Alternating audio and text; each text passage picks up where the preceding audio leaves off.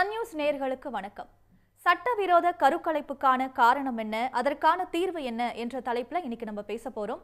நம்ம கூட பேசுவதற்காக பொது சுகாதார வல்லுநர் டாக்டர் அமலோர் பவநாதன் இருக்காங்க. அவங்க கிட்ட பேசலாம். வணக்கம் சார். வணக்கம் சார். இன்னைக்கு நம்ம 21ஆம் நூற்றாண்டுல வாழ்ந்துகிட்டு இருக்கோம். அறிவியல் ரீதியாகவும் தொழில்நுட்ப ரீதியாகவும் மிகப்பெரிய வளர்ச்சி அடைஞ்சிருக்கும்னு சொன்னாலும் கூட ஒரு நாகரிகம் சார்ந்த நவீன மனப்பான்மை மாடர்ன் தாட்ஸ் இன்னும் பரவலா எல்லா மக்களுக்கும் இருக்கா அப்படிங்கிறது ஒரு கேள்விக்குறியாவே இருக்கு. ஏன்னா இப்ப சமீபத்துல கூட பாத்தீங்கன்னா தர்மபுரியில கருக்கலைப்புக்கு அதற்கான ஏற்பாடுகள்லாம் செய்யப்பட்டிருந்திருக்கு. அதுல அந்த பெண் செவிலியர் கைது செய்யப்பட்டிருக்காங்க. அப்புறமா பாலின அறிதல் இதெல்லாம் அங்க நிறைய நடந்துகிட்டே இருக்கு. முதல்ல கருக்கலைப்புக்கு என்ன மாதிரியான காரணங்கள் இருக்கு சார்? தமிழக அரசு கருக்கலைப்பு என்ற விஷயத்தில் மிக மிக முற்போக்கான ஒரு அரசாகத்தான் பல வருடங்களாக இருக்கிறது. உதாரணமாக ஒரு பெண் தான் சுமந்திருக்கும் கரு தேவையில்லை என்று சொன்னால் அவர்கள் யாருக்கும் எந்த காரணமும் சொல்ல தேவையில்லை. அவர்கள் போய் ஒரு அரசாங்க மருத்துவமனைக்கு போனாங்கன்னா ஏர்லி ப்ரெக்னன்சியாக இருந்தால் அந்த முதல் ட்ரைமஸ்டர்லேயே முதல் 3 மாதத்துக்குள்ளேயே லீகலாக அவர்களால் அரசு மருத்துவர்களால் மிக பாதுகாப்பாக செய்யப்படும். அதுக்கு காரணம்லாம் கேட்க மாட்டாங்க. ஏன் பண்ணுறீங்க, எதுக்கு பண்ணுறீங்க, இதை அரசாங்கமே பண்ணுது. ஏன்னா அவர்கள் பாதுகாப்பாக பண்ணிக்கிட்டால் அவங்க உயிருக்கு நல்லது. வெளியே போய் பாதுகாப்பு இல்லாத சமயத்தில் பண்ணி அவர்களுடைய உயிருக்கு ஆபத்து ஆகக்கூடாதுன்றதுக்காக இதெல்லாம் பண்ணுறாங்க. இப்போ முதல்ல இந்த கருக்கலைப்புக்கான சந்தர்ப்பம் ஏன் சார் அமையும்? அதான் நான் சொல்கிறேன். ஒன்று ஒரு பெண் பல காரணங்களால் அந்த கருவை வேண்டாம் என்று சொல்லலாம். உதாரணமாக திருமணத்துக்கு முன்னே இருக்கலாம், உடல் உறவு கொண்டிருக்கலாம், அவங்களுடைய உடல் அந்த அந்த தருணத்தில் அவங்களுடைய கருவை தாங்கக்கூடிய நிலையில் இல்லாமல் இருக்காங்க. ஃப்ரெஷ்ஷாக ஒரு ஜாபில் சேர்ந்துருப்பாங்க, அப்போ தான் சேர்ந்துருப்பாங்க. அவங்களால அந்த சமயத்தில் ப்ரெக்னென்ட் ஆக முடியாது, ஆனால் ஆயிட்டாங்க. அந்த மாதிரி ஜாப் ரிலேட்டடாக இருக்கலாம், அல்லது ஃபேமிலி ரிலேட்டடாக இருக்கலாம், அல்லது அவங்க ரொம்ப டீனேஜாக இருக்கலாம். டீனேஜ் கல்யாணம் ஆயிருந்திருக்கோம், வீட்டிலே பண்ணிட்டு வச்சுருப்பாங்க. இப்போ ப்ரெக்னென்சி நம்ம ஹாஸ்பிட்டல் போனாங்கன்னா எல்லாம் ரெஜிஸ்டர் ஆகும். So teenage pregnancy, under age, வீட்டில் ஏதாவது என்கொயரி பண்ணுவாங்களா, அந்த மாதிரிலாம் இருக்கலாம். இந்த மாதிரி பல காரணங்களுக்காக ஒரு பெண் தன்னுடைய கருவை கண்டினியூ பண்ண முடியாத நிலையில் இருக்கலாம். இதை அரசாங்கம் இவர்களை ஒரு ஸ்டிக்மடைஸ் பண்ணுறதே கிடையாது, எப்போதுமே பண்ணுறது கிடையாது. அரசாங்கம் என்ன சொல்லுது, நீங்கள் மருத்துவமனைக்கு வந்தீங்கன்னா ஏர்லியாகவே வந்தீங்கன்னா பாதுகாப்பாக நாங்களே பண்ணி விடுறோம், நீங்கள் பாதுகாப்பு இல்லாமல் வெளியே போய் பண்ணாதீங்கன்னு சொல்கிறேன். ரெண்டாவது, நீங்கள் முக்கியமான விஷயம் என்னென்னா, சமுதாயத்தில் இவ்வளோ காலம் நிலவி இருந்த ஒரு பெண் குழந்தைக்கு எதிரான ஒரு மனப்பான்மை, பெண் குழந்தைக்கு கள்ளிப்பால் கொடுப்பதிலேருந்து ஆரம்பிச்சிது. ஆனால் தமிழக அரசு பெண் குழந்தைக்கு எவ்வளோ முக்கியத்துவம் தருதுன்னு உங்களுக்கு தெரியும். பெண் குழந்தை ஸ்கூலுக்கு போகும்போது அவர்களுக்கு உதவி, கல்லூரிக்கு போகும்போது அவர்களுக்கு உதவி, அவர்களுக்கு இலவச பஸ் பாஸ் திட்டங்கள், அவர்களுக்கு மாதந்தோறும் ஊக்கத்தொகை, அதுக்கப்புறம் அவர்கள் திருமணமானால் திருமணத்துக்கு உதவித்தொகை, அவர்கள் எப்போ கர்ப்பம் ஆகிறாங்களோ அன்னிலேருந்து கர்ப்பம் முடிகிற வரைக்கும் அவர்களுக்கு முத்துலட்சுமி ரெட்டி ஸ்கீம், அந்த மாதிரி பல ஸ்கீமில் அவங்கள கவனிச்சிக்கிறோம். இதெல்லாம் ஏன் பண்ணுறேன்னா, பெண் குழந்தைக்கு இந்த அரசாங்கம் மிக மிக முக்கியத்துவம் தருது. இந்த மாதிரி எதுவும் நடக்கக்கூடாது. பெண் குழந்தைகள் நம்ம சமுதாயத்தினுடைய ஒரு தூண் மாதிரி. ஆண் எவ்வளோ முக்கியமோ அவ்வளோ முக்கியன்றதை உணர்ந்துட்டு ஒரு ஆடட் எம்ஃபசிஸ் மற்ற பல ஸ்டேட்ஸில் கொடுக்காத எம்ஃபசிஸ் நம்ம பெண்களுக்கு தரோம். இவ்வளவு நடக்கும் போதும் இன்னொன்று முக்கியமான விஷயம், நம்மளுடைய பொது சுகாதாரத்தை பற்றி நான் சொல்லணும், பாராட்டியே ஆக வேண்டும். தமிழ்நாட்டில் நடக்கிற ஒரு ப்ரெக்னன்சியும் டாக்குமெண்ட் ஆகுது. அந்த வில்லேஜ் ஹெல்த் ஒர்க்கர் இந்த கிராமத்தில் எந்த மூலையில் இருந்தாலும் ஒரு பெண் தான் கர்ப்பமாக இருக்காங்கன்னு சொன்னாங்கன்னா உடனடியாக அவங்கள ரெஜிஸ்டர் பண்ணி அவர்களுக்கு தேவையான எறும்பு சத்தெல்லாம் ஊட்டச்சத்தெல்லாம் கொடுக்கறது, மாதம் அவங்கள வெயிட் போடுறது, 3 மாதத்துக்கு ஒரு அவங்களே அவங்கள செக்கப் அழைச்சிட்டு போகிறது.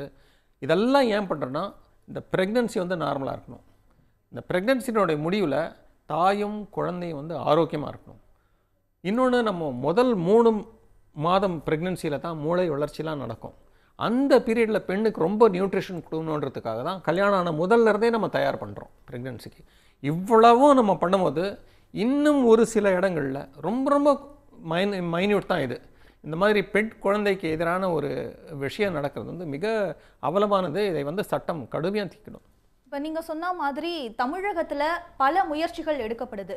பெண் குழந்தை கல்விக்கா இருக்கட்டும் அல்லது பெண் சிசு கொலையை தடுக்கிறதுக்கா இருக்கட்டும் பல திட்டங்கள் இருந்தாலும் கூட இப்ப தமிழ்நாட்டிலே பார்த்தோம்னா வட மாவட்டங்கள்ல குறிப்பா தர்மபுரி, கள்ளக்குறிச்சி, விழுப்புரம், கிருஷ்ணகிரி போன்ற மாவட்டங்கள்ல இந்த சம்பவங்கள் அடிக்கடி நிகழ்வதை பார்க்க முடிகிறது. அதற்கான காரணம் என்ன? இப்ப அங்க கல்வி சதவீதம், தேர்ச்சி சதவீதம் கூட பார்த்தோம்னா அங்க குறைவாக தான் இருக்கு. அப்ப இது எல்லாத்துக்கும் ஒரு இன்டர் கனெக்டட் இருக்கா அப்படின்ற கண்டிப்பாக இருக்குது. இப்போ நாங்கள் வந்து திட்டக்குழு மூலமாக எல்லா மாவட்டங்களையும் ஆய்வு செஞ்சுட்டு வந்திருக்கோம். இன்றைக்கு ஸ்கூல் என்ரோல்மெண்ட் ரேஷியோ பெண்கள் குறிப்பாக மிக உயர்ந்த நிலையில் உள்ளது. கிட்டத்தட்ட எல்லா மாவட்டத்திலுமே 90 விழுக்காடுக்கு மேலே தான் இருக்குது. ஒரு 5 விழுக்காடு 10 விழுக்காடு கொஞ்சம் இருக்கலாம். பட் பெரும்பான்மையான பெண் குழந்தைகள் வந்து இன்றைக்கு ஸ்கூலுக்கு போக ஆரம்பிச்சிருக்காங்க. பெரும்பான்மையான பெண் குழந்தைகள் ஹைஸ்கூலை முடித்த பிறகு கல்லூரிக்கு செல்ல ஆரம்பிச்சிருக்காங்க. அந்த ரேஷியோ முதல்ல ரொம்ப கம்மியாகிடுச்சு, இப்போது அதிகமாகிடுச்சு. அவங்க கல்லூரிக்கு போனாங்கன்னா திருமணம் செய்ய மாட்டாங்க. ஆகவே தான் பெண் குழந்தைகளை எப்படியாவது கல்லூரிக்கு சேர்க்கணுன்றதுக்காக தமிழக அரசு மிக உறுதியான முடிவுகளை எடுத்து வருது. ஒரு மேஜர் ஸ்டெப் வந்து பெண்கள் கல்லூரிக்கு போயிட்டாங்கன்னா இந்த திருமண வயது தானாக தள்ளி போடும். இந்த மாதிரி சின்ன சின்ன விஷயங்கள்லாம் வந்து நம்ம தானாக நிறுத்திடலாம். பெண் கல்வி தான் ஒரு முக்கியமான விஷயங்கள் இதெல்லாம் தடுக்கிறதுக்கு. இப்போ ஒரு பெண் அந்த கருவை வச்சுக்கலாமா வேணாமான்னு அந்த பெண்ணே முடிவு செய்யலாம். இப்ப இந்தியாவிலையும் கருக்கலைப்பு அப்படிங்கிறது சட்டபூர்வமானதாகவும் இருக்கு. ஆனா எந்த வாரத்திற்கு பிறகு அதை சட்ட விரோதம் அப்படின்னு சொல்லலாம்? அப்புறம் மேலும் திருமணமான பெண்கள், திருமணம் ஆகாத பெண்கள்னு எந்த அடிப்படையில அவங்களுக்கு கருக்கலைப்பு செய்யறது சட்டபூர்வமானதாக இருக்கு? திருமணமானது திருமணம் ஆகாதவர்கள் என்று சட்டத்தில் தமிழ்நாட்டில் நம்ம பார்க்கறது இல்லை. 2 விதமான கருக்கலைப்பு இருக்குது. ஒன்று வந்து ஒரு பெண் வந்து ஏர்லி ப்ரெக்னென்சியில் வந்து என்னால் இந்த கருவை தாங்க முடியாத நிலைமை இருக்குது, சூழ்நிலை இருக்குது, நான் சூழ்நிலையை விளக்க முடியாத நிலையில் இருக்கேன், எனக்கு கருக்கலைப்பு வேணும்னா கண்டிப்பாக பண்ணுவாங்க. ஆனால் இது வந்து 3 மாதத்துக்குள்ளாக இருக்கணும். அப்போ தான் அந்த பெண்ணுக்கு சேஃப்டி. ஆக்டில் அதுதான் சொல்லுது. 3 மாதமும் அந்த 3 மாதத்துக்கு முன்னாடி பண்ணால் தான் அந்த பெண்ணுக்கு சேஃப்டி. ஆகவே வந்து அந்த பீரியடுக்கு முன்னாடி அவங்க வந்தாங்கன்னா பெண்ணுடைய அந்த குழந்தையினுடைய பாலினம் தெரியாது. அதுக்கு முன்னாடியே வந்து சேஃபாக அதை கருசிதைவு செய்து அந்த பெண்ணை பாதுகாப்பாக அமைச்சிருவாங்க. இது ஒன்று.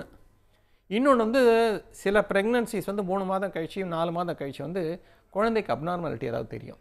அந்த குழந்தை பிறந்தாலும் அது வந்து உயிர் வாழ முடியாத நிலையில் இருக்கும். ஃபீட்டல் அப்நார்மாலிட்டின்வாங்க. அந்த ஃபீட்டல் அப்நார்மாலிட்டி ஸ்க்ரீனிங் வந்து கவர்மெண்ட்டே பண்ணுது, எல்லா பெண்களுக்கும் பண்ணுது. ஏதாவது ஒரு அப்நார்மல் இருந்ததுன்னா உடனடியாக அவங்கள ஹையர் சென்டருக்கு அமிச்சு ஃபீட்டல் அப்நார்மாலிட்டி ஸ்கேன்லாம் பண்ணுறாங்க. அந்த அப்நார்மாலிட்டி ஸ்கேன் பண்ணி அந்த டாக்டர் வந்து இந்த கரு பாதுகாப்பானது அல்லன்னு சொன்னார்னா அது எந்த வாரமாக இருந்தாலும் சரி, எவ்வளோ நாளாக இருந்தாலும் சரி, அதுக்கான பாதுகாப்பு ஏற்பாடுகள்லாம் எடுத்துக்கிட்டு அதெல்லாம் டாக்குமெண்ட் பண்ணி சட்டப்படி அந்த கருவை வந்து கலைக்கலாம். இது வந்து 2 ஹாஸ்பிட்டலில் பண்ணுறாங்க. 3வது நீங்கள் சொல்கிறது வந்து இவர்களாக வந்து ஒரு ப்ரைவேட் சென்டரில் போய், ஒரு ஸ்கேன் சென்டரில் போய் குழந்தையினுடைய ஆணா பெண்ணான்ற பார்த்து அது பெண்ணாக இருக்கும் பட்சத்தில் ஹாஸ்பிட்டலில் இதை சொல்லி நீங்கள் பண்ண முடியாது, அவங்கள ஜெயிலில் போட்டுடுவாங்க. ஆகவே அவங்களா வந்து பாதுகாப்பற்ற முறையை தேடி போய் அவர்கள் உயிருக்கு ஆபத்து, குழந்தைக்கு ஆபத்து தேடிக்கிறாங்க. இது வந்து தமிழகம் முழுவதும் நடக்கிறதா எனக்கு தெரியல. ஏதாவது ஒரு சில சென்டர்களில் நீங்கள் சொல்ல ஒரு குறிப்பிட்ட ஊர்களில் ஒரு குறிப்பிட்ட காலகட்டத்தில் நடக்கலாம். இப்போது வந்து அரிதாக இருக்குது. அரிதாக இருந்தாலும் அதை நம்ம முழுக்க ஒழிக்க வேண்டியது நம்மளுடைய கடமை. இப்போ பாலினம் கண்டறிதல் அப்படிங்கிறது கூட இந்த சட்டவிரோத கருக்கலைப்புக்கு ஒரு முக்கிய பிரச்சனையாக பார்க்கப்படுது சார். பாலினம் கண்டறிதல் அப்படிங்கிறது சட்டவிரோதமானது. எந்த ஹாஸ்பிட்டல்லையும் இதை செய்ய மாட்டாங்க. லீகலா இது சரியில்லை அப்படின்னாலும் இல்லீகலா வீட்டில் கூட ஸ்கேன் சென்டர் வச்சு பண்றது அல்லது போலீஸ் ஸ்கேன் சென்டர்ல இந்த பாலினத்தை கண்டறிவதற்கான வாய்ப்புகளை ஏற்படுத்தி கொடுக்கறது போன்ற சம்பவங்கள் நடக்குது. இது பெண் சிசு கொலையை ஊக்குவிக்கக்கூடிய செயல் அப்படிங்கிறது ஒரு புறம் இருந்தாலும் இப்போ நம்ம நிறைய வளர்ச்சி அடைஞ்சிருக்கோம், நிறைய புரிதல் இருக்கு அப்படின்னும் பொழுது இப்பயும் என்ன காரணங்கள் சொல்றாங்கன்னா, பெண் வளர்ந்தா அதற்கு சீர் செய்ய வேண்டியது, கல்யாணம் செய்யணும், நிறைய செலவு இருக்கு அப்படிங்கிற ஒரு மனப்பான்மை இருக்கு. இன்னும் அந்த மனப்பான்மை இருப்பதற்கான காரணம் என்ன? அப்ப இது எல்லாமே ஒரு செயின் ரியாக்ஷன் மாதிரி இருக்கு. அப்ப பெண்களுக்கு கல்வி கொடுக்க வேண்டிய ஒரு சூழல் இருக்கு, பெண்கள் தனிச்சையாக இயங்க வேண்டிய ஒரு நிலை இருக்கு. அப்ப இதெல்லாம் இங்க சரியாக செய்யப்படுதா அப்படின்ற கேள்வி. உண்மைதான். நீங்க சமூகத்தில் வந்து என்ன மாறுதல் இருந்தாலும் பெண்ணை வந்து ஒரு படி குறைவாக பார்த்து கொண்டிருந்த ஒரு ஹிஸ்டாரிக் சமுதாயத்தில் தான் நம்ம வரோம். இதை தான் கருத்தில் கொண்டது இந்த தமிழ்நாடு அரசு வந்து பெண் குழந்தைக்கு எம்ஃபசிஸ் கொடுக்க ஆரம்பித்தாங்க. இப்போ ஒரு ஆரம்பிக்கல, பல வருடங்களாக பெண் குழந்தைக்கு எம்ஃபசிஸ் கொடுக்க ஆரம்பித்தாங்க. இந்த பெண் கொலையை நிறுத்தணுன்றதுக்காக பல முயற்சிகள் எடுத்தாங்க. அந்த முயற்சிகளினுடைய முடிவு தான் இன்றைக்கு நான் சொன்ன எல்லா சமுதாய திட்டங்களும். பெண் கருவிலேருந்து அவங்களுக்கு ஊக்க தொகை கொடுக்கறதுலேருந்து, அவங்கள கல்லூரியில் சேர்க்கறதுலேருந்து, அவர்களுக்கு எல்லா வித ஹெல்ப்பும் பண்ணுறதுக்கான மெயின் காரணம் வந்து சமுதாயத்தில் இந்த ஒரு 2000-3000 வருஷமாக பெண் வச்சுட்டு இருந்தோம் இல்லையா, அதை பிரேக் பண்ணி பெண் வந்து ஆணுக்கு நிகரானவங்க, அவங்க வந்து எந்த விதத்துலையும் ஆணுக்கு குறைவானவர்கள் என்றதை அதை நிறுவறதுக்கு உங்களுக்கு பல வருடங்கள் ஆச்சு, இன்னும் பல வருடங்கள் ஆகலாம். ஆனால் இந்த ரோடில் தான் நம்ம வந்து போய்கொண்டிருக்கிறோம். இந்த மாதிரி சில விஷயங்கள் வந்து நடுவில் நமக்கு ஒரு அபரேஷன் மாதிரி நடக்குது. இதை நம்ம கடுமையாக சட்ட ரீதியாக தண்டிக்கணும். நீங்கள் சொன்ன மாதிரி வந்து அல்ட்ராசவுண்ட் மிஷின் வச்சுருக்கவங்க வந்து ஃபஸ்ட்டு வந்து அதை அரசாங்கத்துக்கிட்ட ரெஜிஸ்டர் பண்ணணும். எத்தனை கேஸ் பண்ணுறாங்கன்றதெல்லாம் அவங்க டீட்டெயில் கொடுக்கணும். அவங்க வந்து குழந்தையினுடைய பாலினத்தை கண்டுபிடிக்கக்கூடாதுன்ற ஒரு ஸ்வான் அஃபிடேவிட்லாம் கூட கொடுக்க வேண்டியிருக்கு. அப்படியும் இதையும் மீறி அவர்கள் வந்து தவறு செய்யினாங்கன்னா அது கிரிமினல் குற்றம். அதை நடவடிக்கை எடுக்கிறதுக்கு சட்டத்தில் தேவையான இடம் இருக்குது. ஸோ தமிழக அரசு கொஞ்சம் கூட தயங்காமல் இந்த மாதிரி ஸ்கேன் சென்டர் மேலே கடுமையான நடவடிக்கை எடுக்கணும். அதை நடத்துகிறவங்க யாராக இருந்தாலும் சரி, டாக்டராக இருந்தாலும் சரி, நர்ஸாக இருந்தாலும் சரி, யாராக நான் மெடிக்கல் பர்சனாக இருந்தாலும் சரி, சட்டத்தில் என்ன கடுமையான தண்டனை அதுக்காக கொடுக்கப்படுறதோ அந்த தண்டனை அவர்களுக்கு கிடைக்கும்படி வழி செய்ய வேண்டும். அப்போ தான் அவங்களுக்கு வந்து சட்டத்து மேலே ஒரு பயம் வரும், பெண் குழந்தை மேலே ஒரு மரியாதை வரும். சார், இப்போ இந்த சட்டவிரோத கருக்கலைப்புக்கு இன்னொரு மிக முக்கிய காரணியாக இருப்பது பொருளாதாரம். இப்போ ஒரு குடும்பத்தில் ஏற்கனவே 2 குழந்தைகள் 3 குழந்தைகள் இருக்காங்க அப்படின்னும் பொழுது அவங்களுக்கு ஃபேமிலி பிளானிங் பற்றின அவேர்னஸ் இல்லாமல் இருக்கலாம், இல்லை அதை பற்றின தெளிவு இல்லாமல் இருக்கிறதுனால அடுத்த குழந்தையோட அவங்க ப்ரெக்னென்ட் ஆகிடுறாங்க. அப்பையும் இந்த கருக்கலைப்பு அப்படிங்கிறது நடைபெறுது. அப்போ இதற்கான அவேர்னஸ் சரியாக எல்லா இடத்துலையும் சென்று சேரலையோ அப்படின்ற கேள்வி எழுது. அதாங்க, இப்போ நம்ம கிராமமாக நிறைய சுய உதவி குழுக்கள், செல்ஃப் ஹெல்ப் குரூப்ஸ்லாம் வச்சுருக்கோம். இவர்கள் வந்து இந்த பெண்ணினுடைய முக்கியத்துவத்தை, சமுதாயத்தில் பெண்ணினுடைய முக்கியத்துவத்தை வந்து ஒரு குடும்பத்துக்கும் அவங்க எடுத்து சொல்லணும். ஒரு பிள்ளையினுடைய அப்பா அம்மாக்கும் சரி, பெண்ணினுடைய அப்பா அம்மாக்கும் சரி, இந்த பெண் வந்து சமுதாயத்துக்கு பாரம் அல்ல, இந்த பெண் வந்து சமுதாயத்துக்கு சொத்து. குடும்பம் வந்து அவங்கள எப்படின்னா கருதலாம், சமூகம் எப்படின்னா கருதலாம். ஆனால் தமிழ்நாடு அரசு அவங்கள அப்படி கருதலை, அவங்கள வந்து சொத்தாக கருதுது. அதனால தான் பெண் குழந்தை பிறந்ததுலேருந்து அதுக்கு ஃபஸ்ட்டு ICDSல அதுக்கு சத்து உணவு, அதுக்கப்புறம் அது பெண் குழந்தைய ஸ்கூலில் சேர்க்குறோம், பெண் குழந்தைகளுக்கு இலவச கல்வி கொடுக்குறோம், அவர்கள் கல்வி முடித்தா அவர்களுக்கு உரிமை தொகையை தரோம், அப்புறம் அவர்களை காலேஜில் சேர்க்கறதுக்கு அடிஷ்னல் எம்பசிஸ் தரோம், அவங்கள காலேஜில் சேர்க்கறதுக்கு வேலை வாய்ப்பு செய்து தரத்துக்கு பலவித ஏற்பாடுகள் செஞ்சிட்ருக்கோம். அதை விட விமென்ஸ் டெவலப்மெண்ட் கார்ப்பரேஷன் ஒன்று தனியாக வச்சு பெண்கள் வந்து தொழில் ஆரம்பிக்கணும்னு ஆசைப்பட்டாங்கன்னா அவங்களுக்கு லோன் தர்றது அதெல்லாம் வந்து செப்பரேட்டாக பண்ணுறோம். ஆகவே பெண்ணை வந்து தமிழக அரசு வந்து தன்னுடைய சொத்தாக கருதுது. ஆகவே பெண்ணுக்கான இவ்வளோ திட்டங்கள் இருக்கும்போது இந்த பெண் வந்து எந்த விதத்துலேயும் வந்து யாருக்கும் குறைந்தவள் அல்ல. ஆகவே இந்த பெண்ணை வந்து சிசுவிலேயே நசுக்க நினைக்காதீர்கள் என்ற ஒரு முக்கியமான ஒரு பாடத்தை வந்து ஒரு கிராமத்துக்கும் ஒவ்வொரு வில்லேஜ் மக்களுக்கும் கொண்டு போய் நம்ம சேர்க்க வேண்டியது நம்மளுடைய கடமை.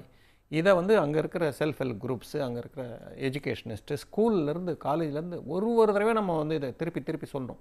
பெண்ணுன்றது பாரம் இல்லை, பெண்ணுன்றது நம்மளுடைய சொத்துன்றதை வந்து ஸ்கூலில், காலேஜில், மீடியாவில், பப்ளிகேஷன்ஸில், செல்ஃப் ஹெல்ப் குரூப்பில், வில்லேஜில் நடக்கிற சின்ன மீட்டிங்கில், கிராம பஞ்சாயத்து மீட்டிங்கில் இதெல்லாம் வந்து நம்ம திருப்பி கொடுக்கணும். ப்ளஸ் எங்கெங்கே டெமோக்ராட்டிக் ஸ்பேசஸ்லாம் இருக்கோ அங்கெல்லாம் வந்து பெண்ணுக்கு வந்து முன்னுரிமை கொடுக்கணும். எம்ப்ளாய்மெண்ட்டில் பெண்ணுக்கு சப்ஸ்டான்ஷியலாக முன்னுரிமை கொடுக்கணும். ப்ரைவேட்டில் மட்டும் இல்லை, கவர்மெண்ட்டில் சரி, ப்ரைவேட்லையும் சரி, பெண்ணுக்கு எம்ப்ளாய்மெண்ட் கொடுக்கணும். அவர்கள் வேலை செய்வதற்கான ஒரு நல்ல ஒரு ஈகோ சிஸ்டத்தை உருவாக்கணும். இப்படியெல்லாம் பண்ணோம்னா இந்த பெண்ணை வந்து நம்ம இந்த மாதிரி கருக்கலை வந்து நிறுத்தலாம். இன்னொன்று ப்ராக்டிக்கலாக என்ன பண்ணோன்னா, ஒரு கிராமத்துலேயும் இன்றைக்கு வந்து பெண் ப்ரெக்னென்ட் ஆனால் என்ரோல்மெண்ட் ரேஷியோ வந்து கிட்டத்தட்ட 90க்கு மேலே போயிடுது எல்லா டிஸ்ட்ரிக்ட்லையுமே. ஒரு சில டிஸ்ட்ரிக்டில் நாங்கள் சர்வே பண்ணப்போ டீனேஜ் ப்ரெக்னன்சிஸ் இருக்குது, டீனேஜ் மேரேஜஸ் இன்னும் நடக்குது. இந்த டீனேஜ் மேரேஜஸில், டீனேஜ் ப்ரெக்னன்சிஸ் தான் இதனுடைய சான்சஸ் அதிகம். ஆகவே அவர்களை நம்ம வந்து ஸ்பெஷல் எம்பசிஸ் கொடுத்து நீங்கள் ப்ரெக்னென்ட் ஆனதுனால பரவாயில்ல, நாங்கள் வந்து உங்களை தவறாக நினைக்கல, உங்களை சட்டத்தில் நடவடிக்கை எடுக்கல, ஆனால் பாதுகாப்பாக நீங்கள் டெலிவரிக்காக எங்ககிட்ட வாங்கன்னு சொல்லி வச்சு அவங்கள பாதுகாப்பாக நம்ம டெலிவரி பண்ணி அந்த குழந்தைய நம்ம பாதுகாப்பாக அனுப்ப வேண்டிய ஆடட் ரெஸ்பான்சிபிலிட்டி இருக்குது. இது ஒன்று. இன்னொன்று, நம்ம ஃபஸ்ட்டு ரெஜிஸ்டர் பண்ணுறோம் இல்லையா, ரெஜிஸ்டர் பண்ணிட்டு செகண்ட் விசிட் போகிறதுக்குள்ளே ஏதாவது மிஸ்கேரேஜ் இருந்ததுன்னா அந்த மிஸ்கேரேஜ் ஏன் நடந்தது, தானாக நடந்ததா, இவங்களா ஏதாவது பண்ணியிருக்காங்கன்னு நம்ம இன்வெஸ்டிகேட் பண்ணணும். இப்படி நம்ம ஒரு கேஸை இன்வெஸ்டிகேட் பண்ணோம்னா இந்த மிஸ் ஆகாது. இதை நம்ம ரொம்ப கேர்ஃபுல்லாக பண்ணிகிட்ருக்கோம். நான் வந்து பப்ளிக் ஹெல்த் டிபார்ட்மெண்ட்டில் க்ளோஸாக ஒர்க் பண்ணுறேன். ரொம்ப மெட்டிகுலஸாக பண்ணுறாங்க. அப்படி இவங்க மைக்ரோஸ்கோப் வச்சு பார்த்தா இவங்களையே மீறி சிலது நடக்குதுன்னா அதை வந்து நம்ம கடுமையாக தண்டிக்கணும். இன்னொரு விஷயங்க, இந்த மாதிரி ஒரு ஸ்கேன் சென்டர் வந்து அந்த ஊரில் இருக்க ஒரு 4 பேருக்கு தெரியாமலாம் நடக்காது, கண்டிப்பாக நடக்காது. அந்த 4 பேர்கிட்ட நம்ம பேசும்போது மக்கள் சுகாதார ஒர்க்கர்ஸ் பேசும்போது, பிஹெச்சி ஒர்க்கர்ஸ் பேசும்போது இப்படி தெரிஞ்சதுன்னா ப்ரீஎம்டிவாக நம்மளே போய் ஆக்ஷன் எடுக்கணும், போலீஸ்கிட்ட சொல்லி ஆக்ஷன் எடுக்கணும். அது வந்து அதிகம் வளர்கிறதுக்கு முன்னாடி நிறுத்தணும். மக்கள் நினச்சாங்கன்னா இந்த மாதிரி சென்டர்ஸ்லாம் மூடிடலாங்க. மக்கள் பொறுத்தவரை தானே அவங்க இருக்காங்க. ஓகே, மக்கள் நினச்சாங்கன்னா, அந்த சமூகம் நினச்சதுன்னா, அந்த கிராமம் நினச்சதுன்னா இந்த மாதிரி சென்டர்ஸ்லாம் நம்ம மூடிடலாம், பிரச்சனையே கிடையாது. இதற்கான ஒரு மாற்றத்துக்கான ஒரு முன்னோட்டம் வந்து மக்களுக்கு மத்தியிலேருந்து வரணும். அந்த ஊரில் இருக்க பெண்களுக்கு தெரிஞ்சிருக்கும், அவங்க பெண்கள் வந்து கம்ப்ளைண்ட் தரலாம். மக்களும் முன்னெடுப்பு பண்ணணும் அப்படின்னு சொல்றீங்க. இப்போ எனக்கு இருக்கிற கேள்வி என்னன்னா, இப்போ முன்னாடிலாம் பார்த்தீங்கன்னா சதி அப்படி இருக்கும், கணவரோட உடன்கட்டை ஏறுறது. இது பல கட்ட போராட்டங்களுக்கு பிறகு, பல நடவடிக்கைகளுக்கு பிறகு முற்றிலுமாக அது ஒழிக்கப்பட்டது. இப்போ எங்கேயுமே அந்த மாதிரியான கேஸை நம்ம பார்க்கறதே இல்லை. அப்போ அந்த மாதிரி ஆன நிலை இந்த கேஸுக்கும் வரணும் அப்படின்னா, அப்போ இன்னும் எவ்வளவு வீரியமாக அந்த நடவடிக்கை இருக்கணும் அப்படின்றது கேள்வி ஒன்று. இன்னும் இந்த விஷயங்கள்லாம் ரொம்ப முன்னாடியிலிருந்தே பேசப்பட்டது, பெரியார் காலத்திலிருந்தே இந்த விஷயங்கள்லாம் பேசப்பட்டு வருது. ஆனாலும் இது முற்றிலுமாக ஒழியலை அப்படின்னும் பொழுது, இன்னும் நம்ம பழைய விஷயங்களையே முழுசாக முடியலன்னும் பொழுது, இன்னும் புது நிறைய விஷயங்கள் இருக்கு இல்லையா? ஸோ அடுத்த கட்ட நடவடிக்கையா நம்ம என்ன பண்ணணும் சார்? இது வந்து அடுத்தது நம்ம எந்த அளவுக்கு நம்ம முன்னேறி போகும்? இந்த பெண்ணை வந்து கொஞ்சம் குறைவாக நினைக்கிற எண்ணம் வந்து இன்றைக்கு நேற்றைக்கு வந்ததில்லை. பல ஆயிரக்கணக்கான வருடங்களாக ஒரு மனிதர் மனதிலும் ஆழமாக விதைக்கப்பட்ட இந்த எண்ணம், இது வந்து இந்த 70 ஆண்டு போராட்டத்தினால ஃபுல்லாக போயிடுச்சுன்னு நான் சொல்ல மாட்டேன். ஆனால் 90% போயிடுச்சு. நான் சிறுவனாக இருக்கும் போதே, கல்லூரி படிக்கும் போதே, பிறந்த குழந்தைகளுக்கு, பெண் குழந்தைகளுக்கு கள்ளிப்பால் கொடுத்து அது ஒரு விழா மாதிரிலாம் நடத்தி பெண் குழந்தைகளை இறக்க செஞ்சாங்க. அது ஊருக்கே எல்லாருக்குமே தெரியும். அந்த பீரியடில் அது பெருசாக எடுக்கலை. அதுக்கப்புறம் அதை ஒரு குற்றமாக கருதி அவங்க மேலெல்லாம் தண்டனை எடுத்து இன்றைக்கு கள்ளிப்பால் கொடுக்கறது கிட்டத்தட்ட நின்று போச்சு. இப்போ இந்த பெண் குழந்தைகளை வந்து சிசுவை கண்டறிஞ்சு அழிக்கிறதையும் வந்து இந்த அல்ட்ராசவுண்டெல்லாம் வந்து ரெஜிஸ்டர் பண்ணி ஆகணும், எல்லா ப்ரெக்னன்சியும் ரெஜிஸ்டர் ஆகணும், அல்ட்ராசவுண்டில் செக்ஸை பற்றி சொன்னால் பெரிய குற்றம், இப்படிலாம் நம்ம சட்டம் உருவாக்கி கிட்டத்தட்ட ஒரு நல்ல நிலைக்கு வந்திருக்கோம். இதையெல்லாம் மீறியும் நடக்குதுன்னா நம்ம சமுதாயத்தில் பெண்ணை பற்றிய எண்ணத்தை நம்ம மாற்ற வேண்டியது, இன்னும் அந்த கடமையில் நம்ம இன்னும் அதிகம் போகணும்னு, அதுதான் நம்மளுடைய படிப்பினை. நிச்சயமாக சார். பாலியல் ரீதியாக கண்டறிதல், பெண் சிசு கொலை, அதுக்கப்புறமா சட்டவிரோத கருக்கலைப்பு, இதற்கெல்லாம் தீவிர நடவடிக்கை எடுக்கப்படணும். அது அரசு சார்பாக இருந்தாலும் சரி, அல்லது மக்கள் சார்பாக உளவியல் ரீதியாக மக்களை கூட மாறணும், அந்த நிலைக்கு செல்லணும்னு சொல்லியிருக்கீங்க. கருத்துக்களை தெரிவித்தமைக்கு நன்றி சார். மிக்க நன்றி. உடனுக்குடன் செய்திகளை தெரிந்து கொள்ள சன் நியூஸ் பெல் ஐகானை கிளிக் பண்ணுங்க.